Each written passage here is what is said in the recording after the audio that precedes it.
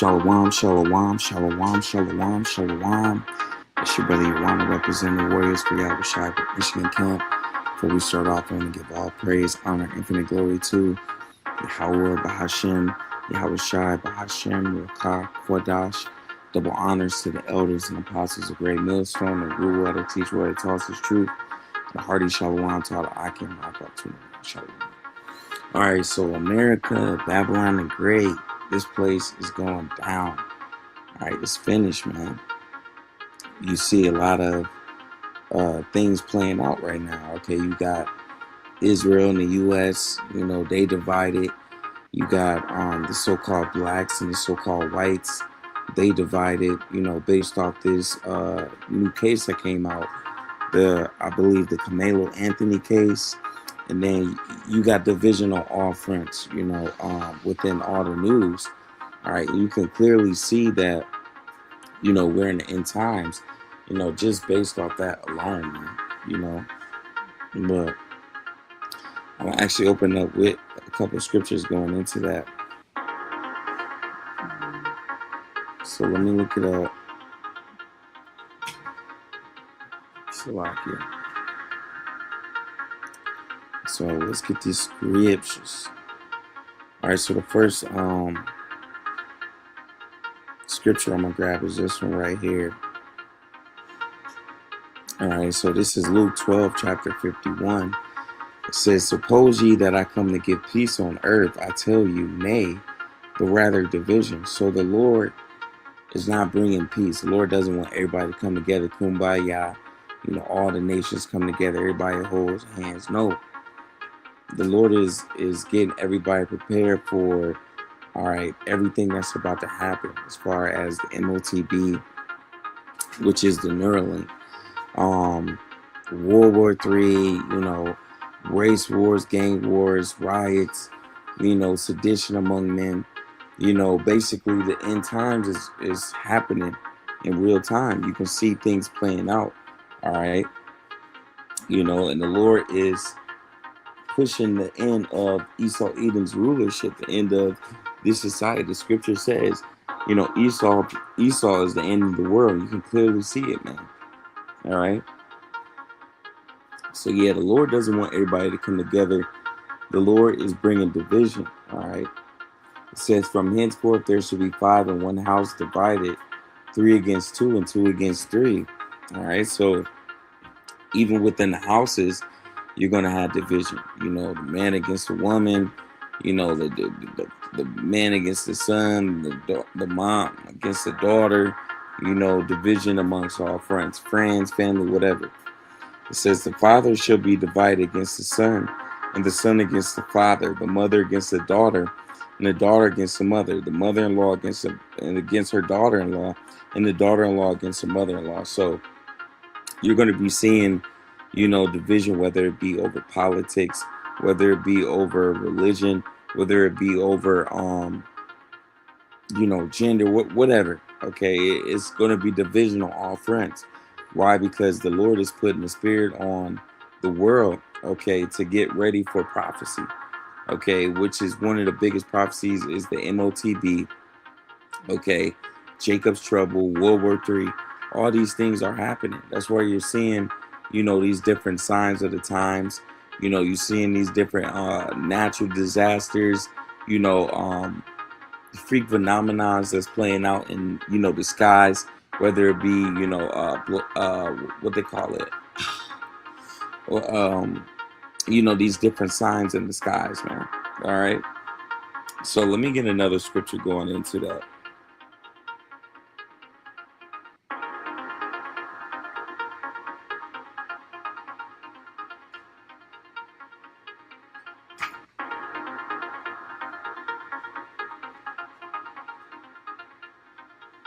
All right. So this is Isaiah chapter 19, and we can start it from 1. It says, "The burden of Egypt," all right, Babylon the Great, modern day Egypt.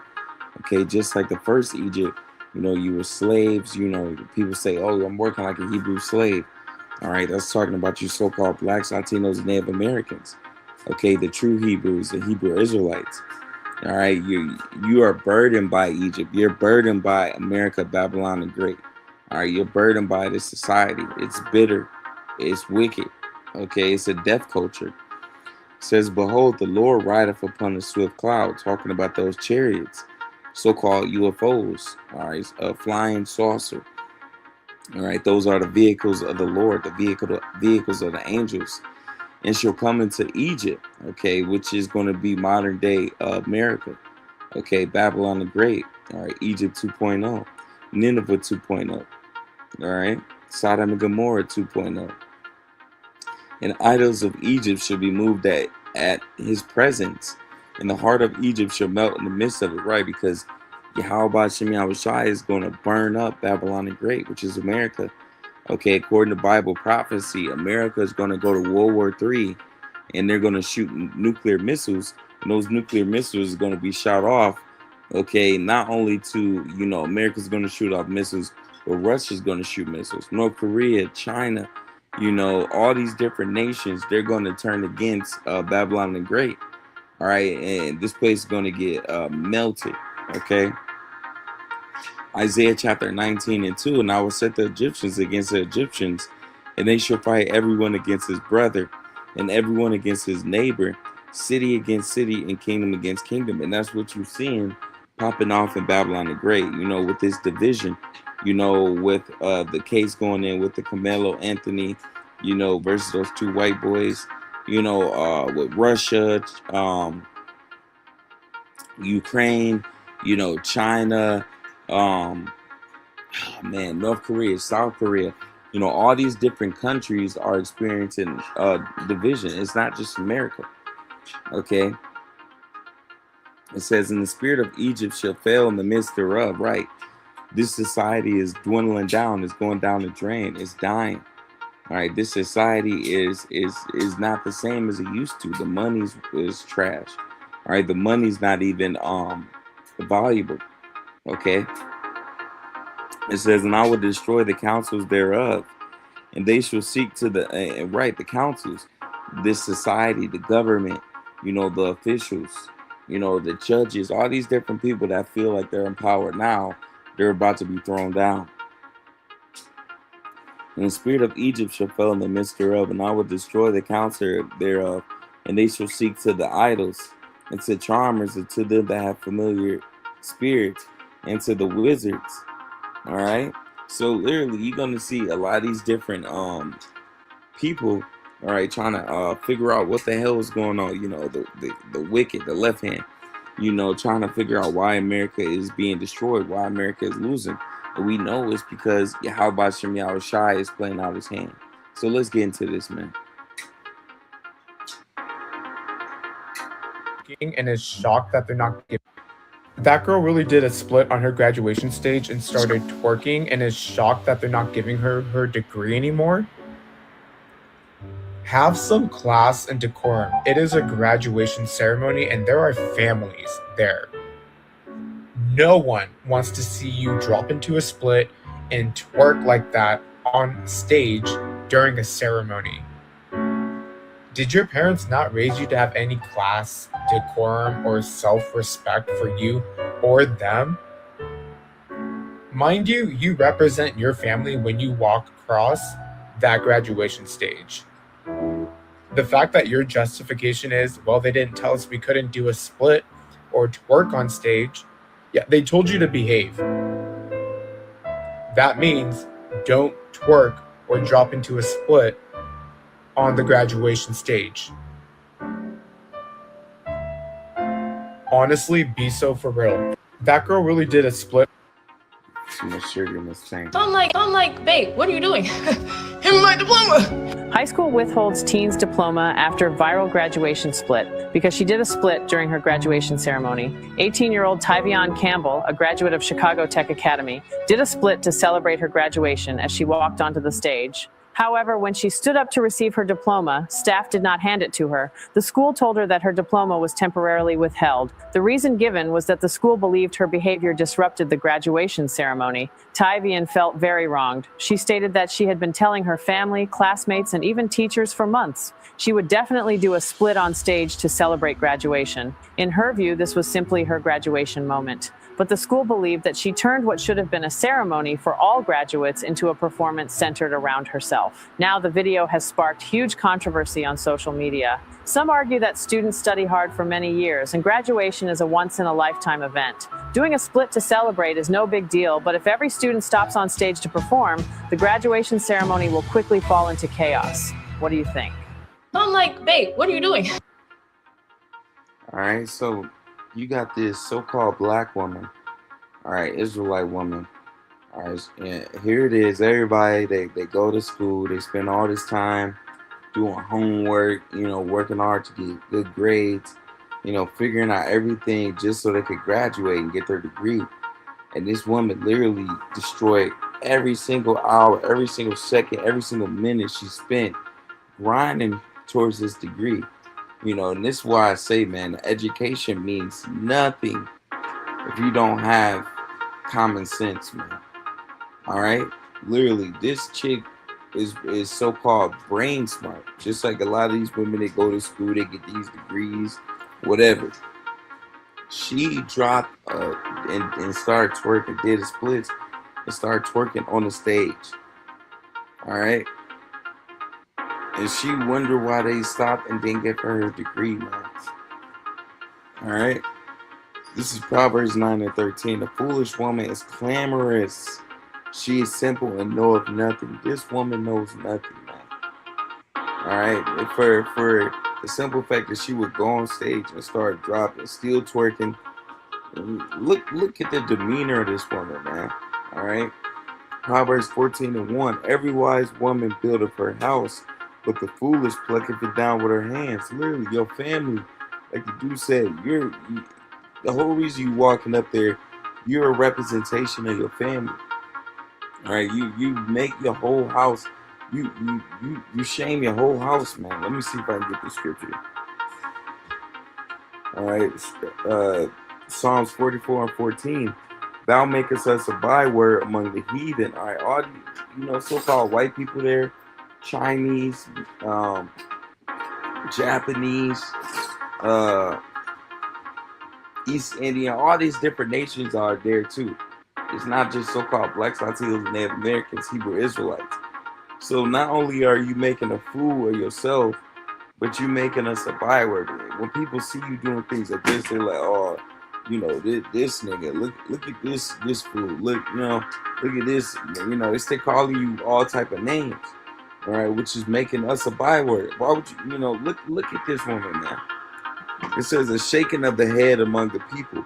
Literally, when you see stuff like this, it's a shaking of the head. It makes you look bad. It makes you feel, you like, damn, you want to be proud to be a Hebrew Israelite. You want to be proud to be so-called black, Latino, or Native American.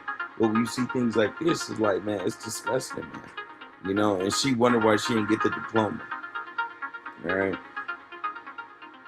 Out due to a car. So as it turns out, that was indeed another Russian official that had been taken out due to a car explosion, or maybe something wrong with his car. You may remember our story yesterday in which there was a car explosion in an area not too far from where there were other Russian high military officials taken out, sometimes with a scooter, sometimes with a car. And thanks to many independent news outlets, it's been confirmed that it was a 57-year-old lieutenant general, sometimes actually listed as a colonel, who works for the Russian Ministry of Defense and is part of their missile and artillery ammunition logistics. AKA, this would be the guy working in the Russian Ministry of Defense who orders all those supplies to be then used inside of Ukraine. What's interesting is that the Russian government is staying silent on this. They're refusing to comment. I find that quite odd because usually Russia points fingers at Ukrainians almost instantly.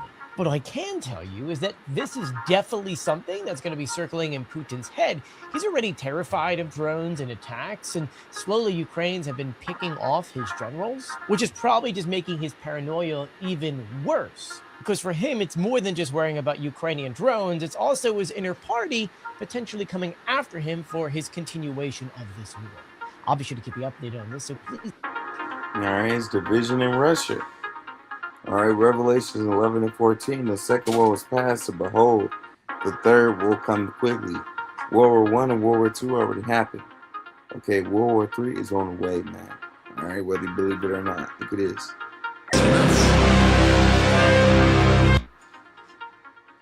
All right, this is a new pestilence that's out, the screw worms.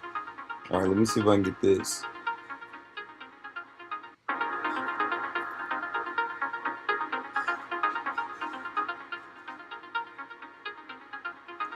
Slovakia. I'm trying to pull it up. All right, so the Lord literally sent curses or plagues or judgments, all right, to Egypt before, man. But he's going to send plagues to Egypt again like he did before, all right, with even more pestilence, newer creations, all right. Exodus chapter 9 and 3 says, behold, the hand of the Lord is upon thy cattle, which is in the field, upon the horses, upon the asses, and upon the camels, upon the oxen, and upon the sheep. Ooh, that's fire. It says, matter of fact, let's get it from 1. It says, Egyptian cattle die, Exodus 9 and 1. Then the Lord said to Moses, go into Pharaoh, all right, modern day Pharaoh is Trump, and tell them, thus said the Lord, Yahweh, the God of Hebrews.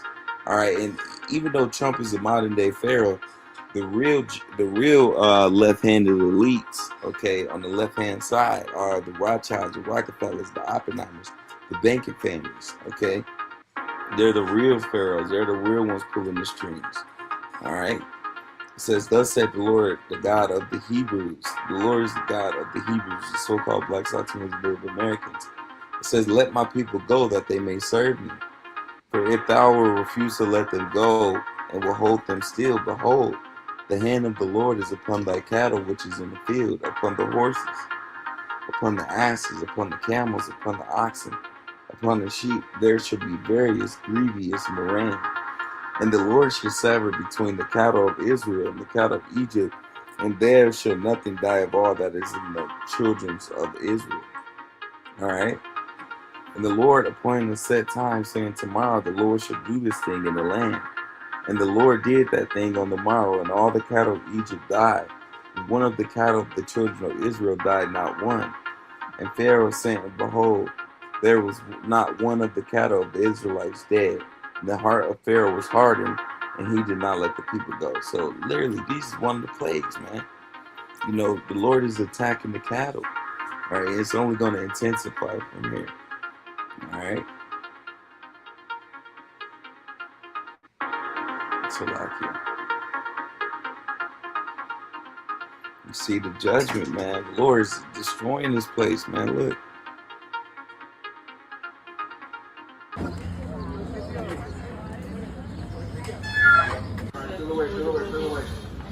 Clear the way, clear the way, clear the way. Judgment, man. Happening on all fronts. We're going to be attacking them very hard. You're resuming bombing? Yeah, well, we are. Based on the helicopter, I guess we have the right to do that. You know, they shot down a very incredible, actually an incredible machine. And at first they said they didn't do it, then they admitted they did. It was sort of easy because we have the bomb. We actually have the bomb. If they had a nuclear weapon, there'd be no Israel, there'd be no Middle East, and they would have absolutely shot at us. So we'll see what happens. But we hit them hard yesterday, and we're going to hit them again hard today, in case you miss it, in case you don't turn on your television set. And we'll see what happens with the deal. We were really close to a deal, but they keep tapping us along. They keep playing us for suckers. We're going to be attacking them very hard. All right, this is Matthew 15 and 14. Let them alone. They be blind leaders of the blind. If the blind lead the blind, both shall fall into a ditch. So literally, that's what you're seeing, man. You know, these people, they don't know what the hell they doing, man. They just running around like a damn chicken with their head cut off. All right, but in reality, you see things are playing out. You know, Lord got that left hand doing what they do. You know.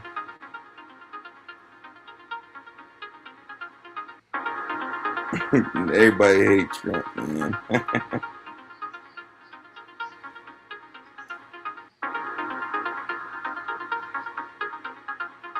Slovakia.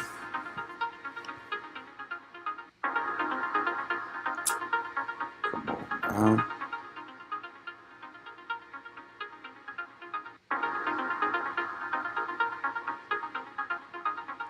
Let's see if I can get this to work.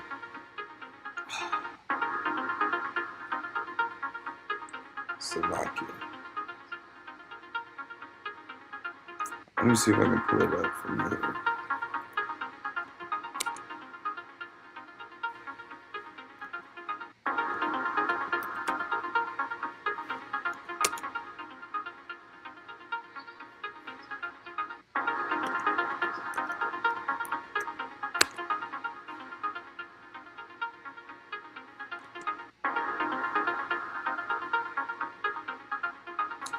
Damn, am I spelling his name wrong? Slovakia. Let me see if I can pull it up.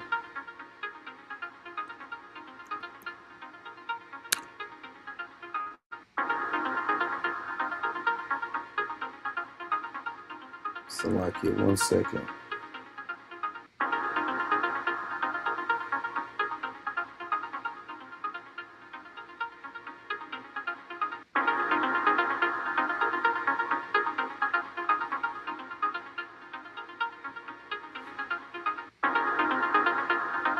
Slovakia.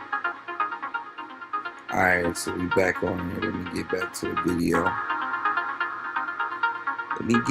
So we are living in a world where a 14-year-old black boy can be chased over 130 yards, shot to his death, and his murderer will be acquitted on account of self-defense. But a 17-year-old black boy who takes a life in self-defense will be charged with murder and faces a life sentence. Not manslaughter, but murder.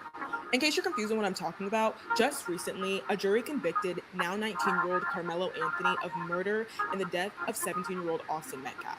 This was a trial following the fatal stabbing of Austin Metcalf at a high school track meet in Frisco, Texas in April of 2025. Now, during the trial, the jury was given 3 possible convictions to consider, including acquittal on account of self-defense, manslaughter, and, of course, murder. The defense also asked Judge John Roach to consider criminal negligent homicide as an alternative to manslaughter. Now, throughout the case, the defense argued that Carmelo Anthony acted in a split-second decision. They said that he acted out of self-defense in a moment of fear and chaos, while the prosecution argued that Carmelo Anthony acted in a provoked, unjustified sneak attack. So how do the cases of 14-year-old Cyrus Carmack Belton and Carmelo Anthony relate? Because while on the surface, these cases are so completely different, I believe that both of these cases say something so unique about how our justice system views and values Black lives. So to better explain this, let's get into Carmelo Anthony's trial. Now, during this trial, the prosecution claimed that the argument of self-defense was invalid because of force disparity. They said you can meet shove with shove, deadly force with deadly force, but you can't meet a shove with a stab. Now, let's circle back to the case of Cyrus Carmack Belton and Rick Chow. On May 28, 2023, 14-year-old Cyrus Carmack Belton enters a family-owned Shell gas station in Columbia, South Carolina. He leaves his bag at the front per the store policy and begins shopping, during which he picks up 4 water bottles and places them back. Now, as he was leaving the store owner, then 58-year-old Rick Chow, accuses Cyrus of stealing, at which point Cyrus empties out his pockets and proves his innocence. Cyrus then attempts to leave the store, at which point Rick Chow and his son Andy Chow chase Cyrus out of the store because Andy claims that Cyrus has and has pointed a gun. As Rick Chow and his son chase Cyrus over 130 yards, Cyrus trips and falls, at which point the two are able to catch up and fatally shoot Cyrus. 130 yards.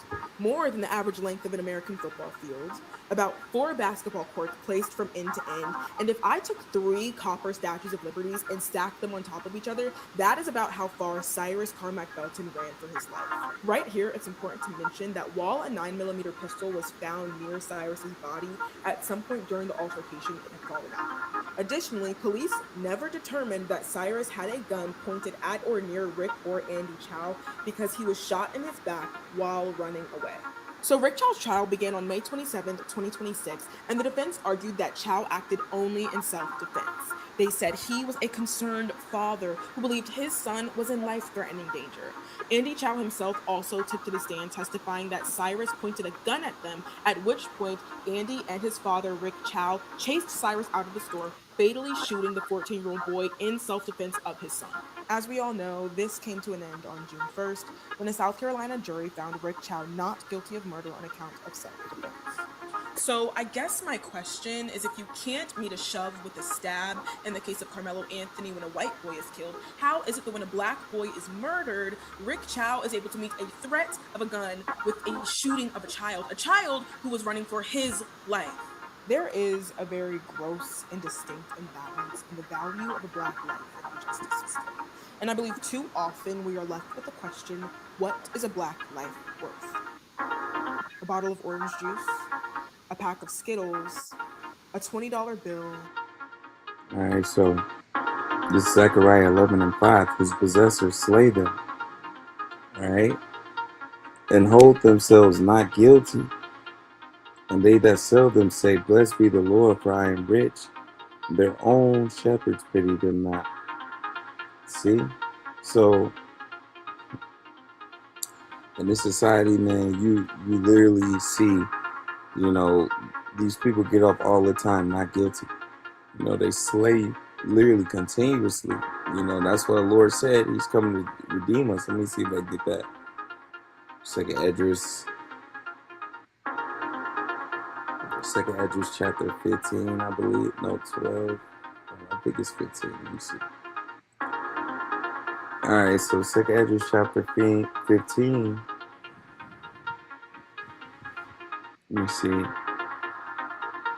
Let's get it from 7. Therefore, thus saith the Lord, I will hold my tongue no more as touching their wickedness, which they profanely commit, neither will I suffer them in those things in which they wickedly exercise themselves. Behold, the innocent and righteous blood crieth unto me, and the souls of the just complain continually. Therefore, thus saith the Lord, I will surely avenge them, and receive unto me all the innocent blood from among them. Behold, my people is led as a flock to the slaughter, and I will not suffer them now to dwell in the land of Egypt. But I will bring them with a mighty hand, and a stretched out arm, and smite Egypt with plagues as before, and will destroy all the land thereof. So the Lord is saying, our people are literally shot down, killed continuously. The righteous blood is just running over. We're crying out to Yahweh Shem Yahweh, Lord, you're not going to redeem us. You're not going to save us. You see what these people are doing to us. All right, so the Lord's saying, you know what? Our people been led to a slaughter. All right, now I'm not going to let that happen no more. I'm about to put an end to it. Now I'm about to bring the judgment, and I'm about to bring an end to this man's society. That's what you're saying, man. All right, so let me see if I can get the rest of this. This very moment. This is actually the third wave of strikes that the United States is doing inside of Iran. And it's because, as Donald Trump said earlier today, Iran shot down an Apache helicopter outside the country of Oman. This is where things got a little bit complicated, because it was Donald Trump just 5 hours before the strike say that the United States must, quote, of necessity respond to the attack. However, earlier that day, he spoke to the Wall Street Journal and kind of shrugged it off, saying it wasn't a big deal and that the pilot was fine. That also came as Iran themselves stated that in the past 24 hours, they didn't do any military operations inside the Strait of Hormuz. And we're hearing from the Associated Press that the helicopter actually collided with the Iranian drone.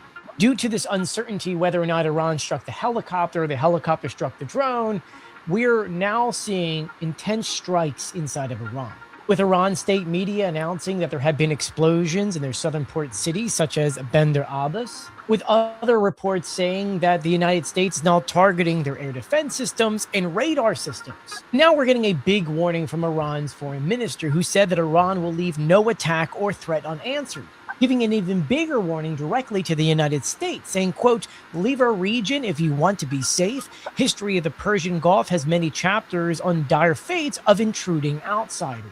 And now at 9 p.m. Eastern time, I'm getting notifications that rockets are going both ways.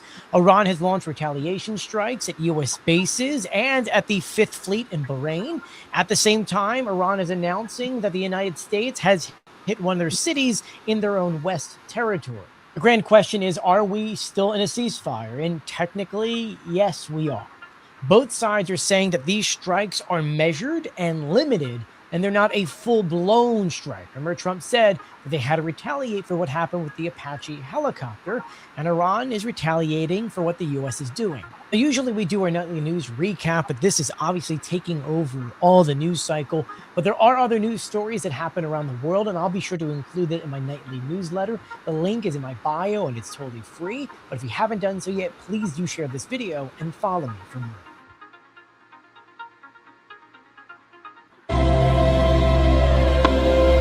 It must be nice to be a white boy. You can gang up on a nigga that's your brother, and your brother go down, and then that nigga going to jail. It must be nice to be a white boy. You can goddamn nuke a whole damn country, and everybody's gonna applaud you and say good shit right there. And that country gonna hate niggas somehow. I don't even know how that makes sense. It must be nice to be a white boy. You can goddamn own a whole island where you're trafficking children and girls and raping them and assaulting them and killing them, eating babies. And you can get away with it. And you can be the best friend of that motherfucker and become the president. It must be nice to be a white boy. You can be walking in the middle of the night and you can kill a young black boy because he got some damn Skittles and get away with that shit. It must be nice to be a white boy. You can goddamn look at a young boy who's 12 years old and goddamn shoot him because you thought he had a little pew-pew and it's just a water gun. It must be nice to be a white boy where you can sit there and have your knee on the neck of a black man and kill him and still have people riding for you saying, free that man. What? It must be nice, boy. I tell you what, you white boys got it really goddamn good. Y'all in charge of everything. The whole administration is white boys. With the exception of Cash Patel, that want to be a white boy. Let me get this scripture.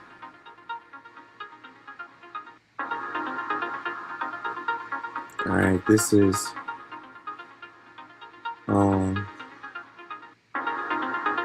Isaiah 13:11, and I will punish the world for their evil, and the wicked for their iniquity, and I will cause the arrogancy of the proud to cease, and I will lay low the haughtiness of the terrible. The Lord's putting an end to this freaking society, man. All right. Turn if.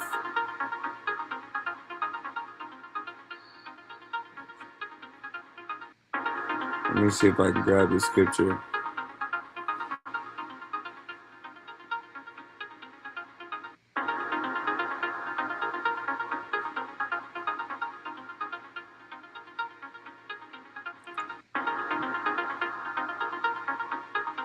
All right, this is Job 9:24. The earth is given to the hand of the wicked.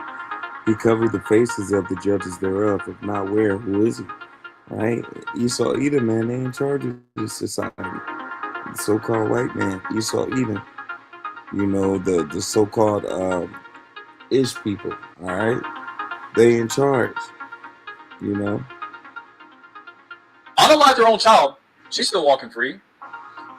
He gets 35 years in prison because he stabbed. So you're telling me Carmelo Anthony gets 35 years in prison because he stabbed someone because he was assaulted and harassed. While Casey Anthony, unlike their own child, she's still walking free.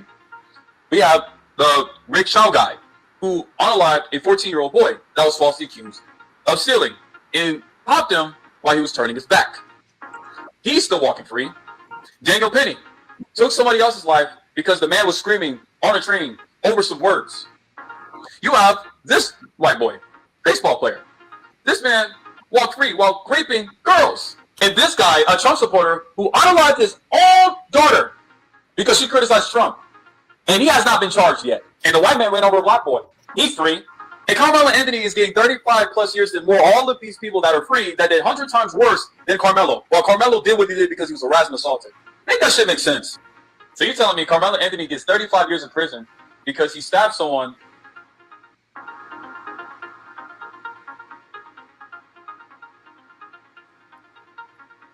I mean, it's pretty much proven, man. You see what it is, man. You see what it is. I mean, Slovakia.